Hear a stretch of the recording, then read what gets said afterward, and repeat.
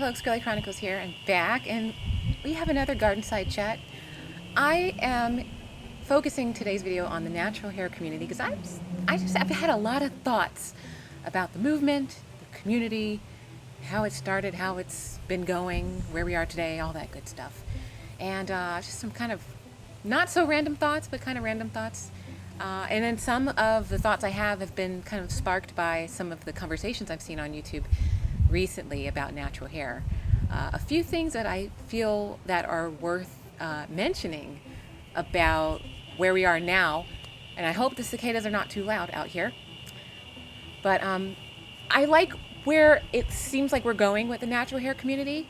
Some of the conversations I've been seeing more recently circle around wearing your hair in low manipulation, shrunken states, where you don't have to spend too much time and effort and too much, money on products, no braid outs, twist outs, and bantu knots and all that stuff. Just keeping it more simplified and being like celebrating that and getting to, I don't know, I want to say a deeper level of acceptance with our natural hair.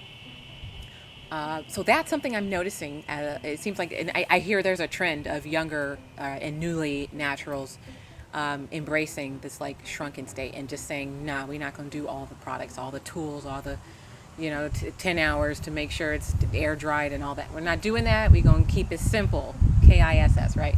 So I think that's really wonderful. And I love to see that. And so thinking back to where the natural hair community was back when I kind of started wearing my hair natural. Oh my God.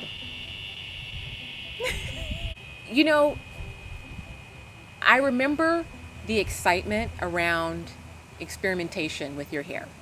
And what I like to think happened was that we were so excited and so enthusiastic about experimenting with all these different products and all these different tools that we I don't think we put enough emphasis on getting to the point where we're happy with our hair and we look really cute with our hair in a simple, low manipulation style, in addition to being able to rock those really intricate, really stylized hairstyles, right?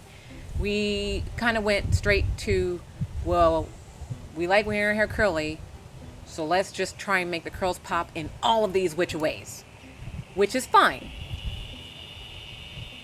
But I think that perhaps we should have spent a little bit more time on we're natural, but do we like our hair in its most basic natural state?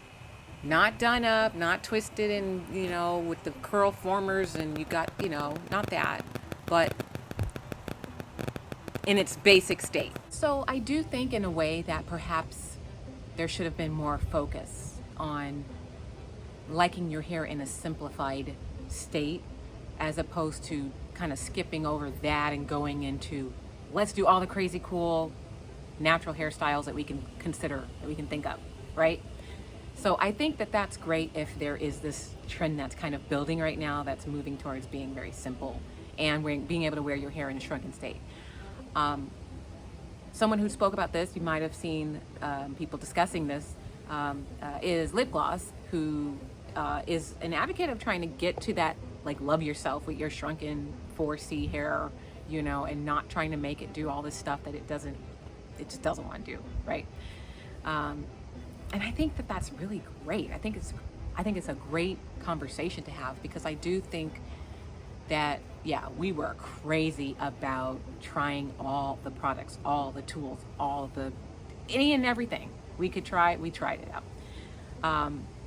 But I do think that for a lot of people who decided to go natural, that kind of left them in this spot where they felt like they had to do their hair and they had to really turn it out and they really had to have their natural hair on point. If you're going to go natural, it can't be simple and kind of boring. It has to be upscale and interesting and very shiny and glittery and, super shiny curls. And so I think that may have done us a bit of a disservice. So I would say that's an area for improvement. So if we're moving towards getting to that simplified, natural, shrunken state of hair, and we can still feel cute in our little outfits, I think that's a wonderful place to kind of head towards. I think that's a good direction.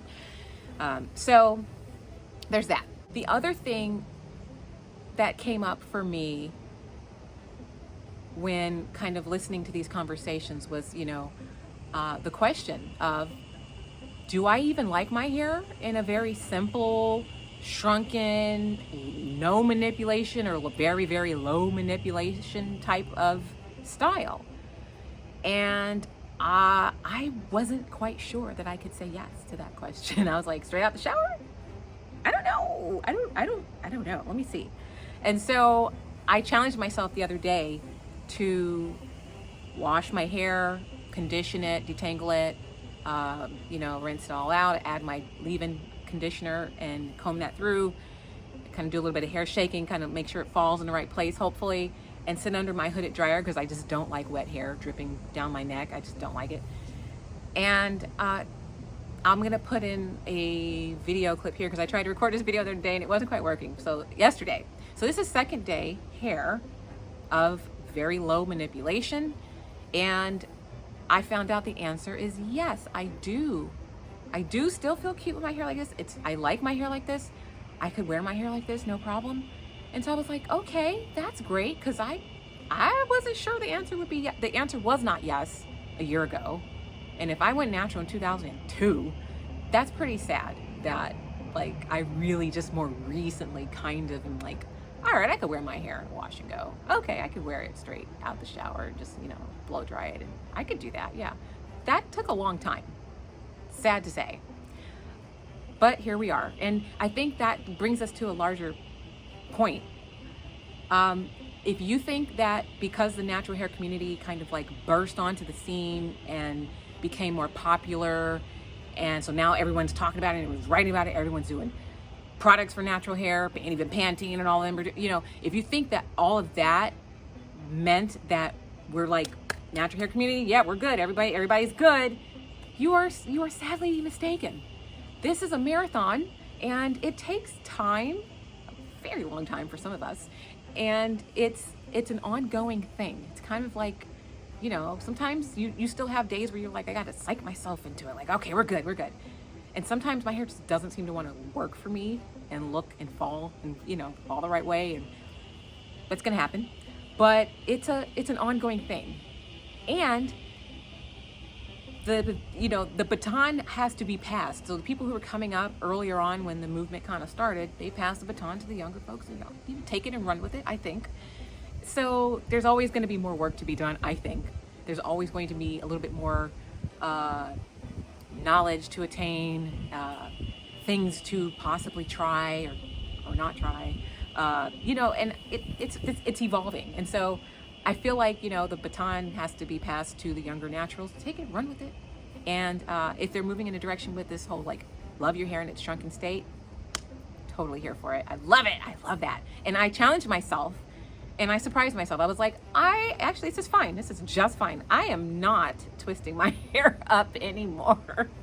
I'm not doing it. And when people would ask me about my hair, I would say, oh, it's a twist out. And they were like, oh, it's so cute. And they're like, do you have to do that every single night in order for it to look like that? And I was like, yeah, I do. Because it's just not my natural curl. Like my natural curls are smaller as opposed to larger. So yeah, you gotta do it every night. And so yes, there was a lot of hair manipulation to make your type 4 hair look like type 3 hair. And yes, that's a thing. I don't think it's bad, but I don't think it's good to rely upon that as your default hairstyle, because that just means you got to put a lot of work in to get that look and to make it fall right and to make sure the curls are big and bouncy and fluffy and uniform, because sometimes this shrinks up a little bit more. It's a lot. So if you don't have to rely on that, I think that's great. Another thing that I wanted to touch on, we've had a lot of time where we've been conditioned. For some of us, it's been decades that we've been conditioned to feel like straight out the shower with wet hair was never you weren't done. Like that was the beginning of your hair process, not the end. And so I think a lot of us had to unlearn, myself included, we had to unlearn this whole notion that wet hair is not done. Your wet hair could be almost done, or it could be done. Really depends on you.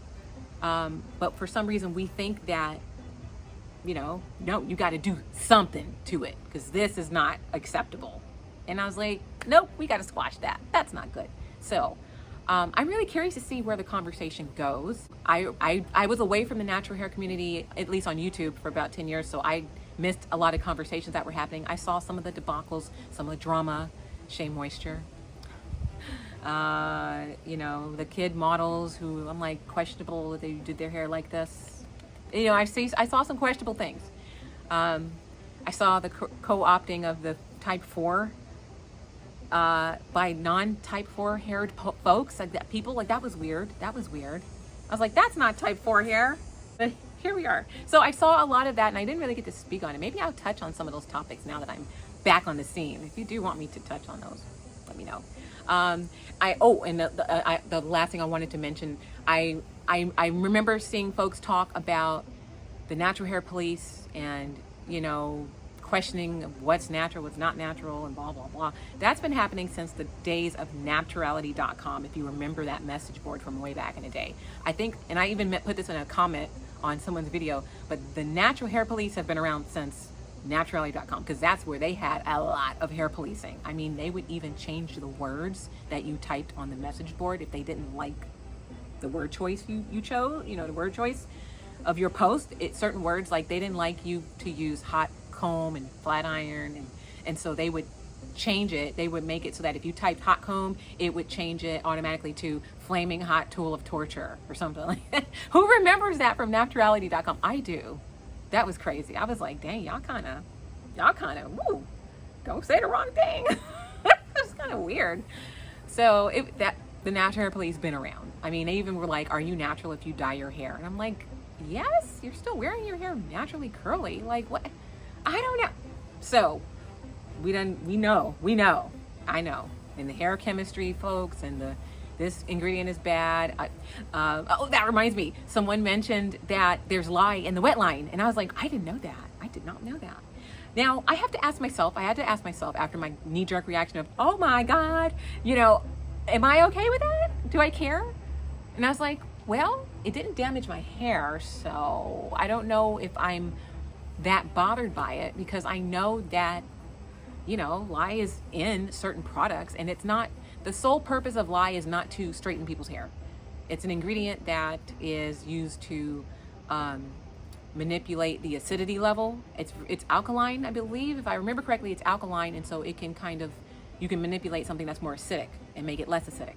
And so it's in alpha hydroxy acid type facial products, and I believe it's also in the beta hydroxy acid facial products as well. So it's in things, but it doesn't serve the same purpose depending on what it's in, and so I don't have a problem with it being in the wet line. My hair it's not straight. It's not, I'm not getting some sort of like weird heat damage type thing, like as if I permed it. So, or as if I straightened it too much, like it's fine. So I don't have a problem with it really, but I think it's important to know that that's in there.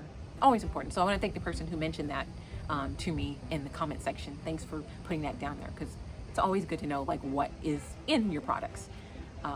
So yeah, but there's been a lot that went on with the natural hair community, but I think that we are still heading in the right direction. Again, it's a marathon, not a sprint, and I think that it's going to be this ongoing process, and not everybody's going to agree, on certain aspects. There's a lot of controversial things in the natural hair community, right?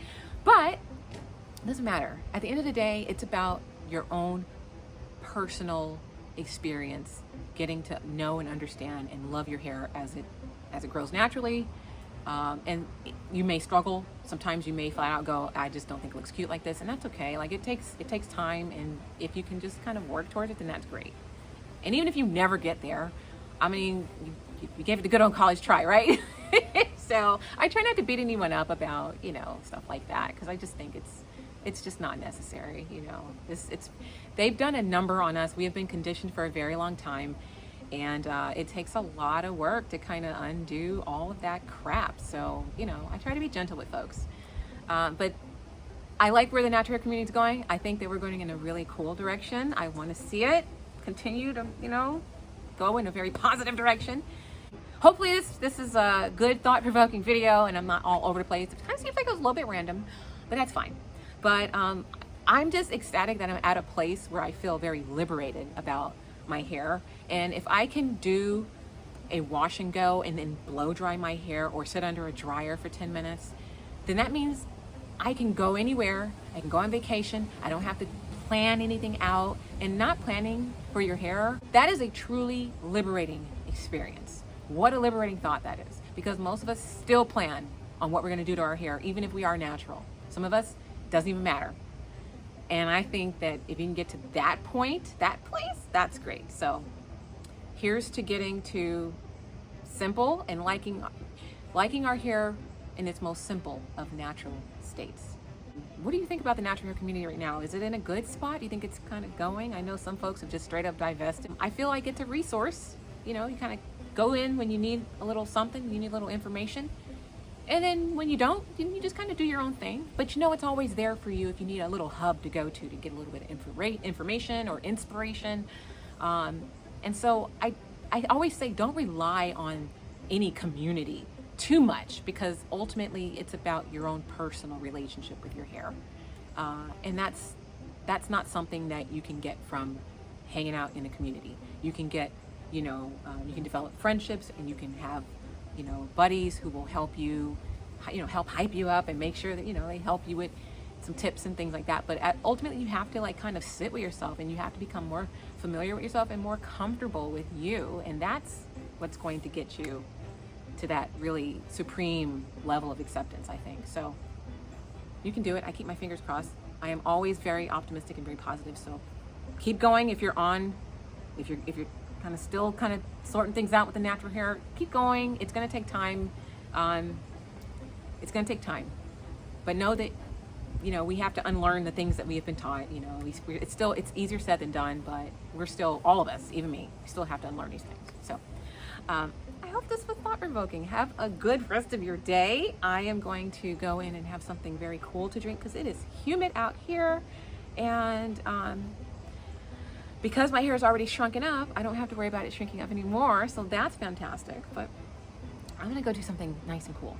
But thanks for listening. And yeah, I can't wait to see what comes of the natural hair community in its next evolution. I don't know.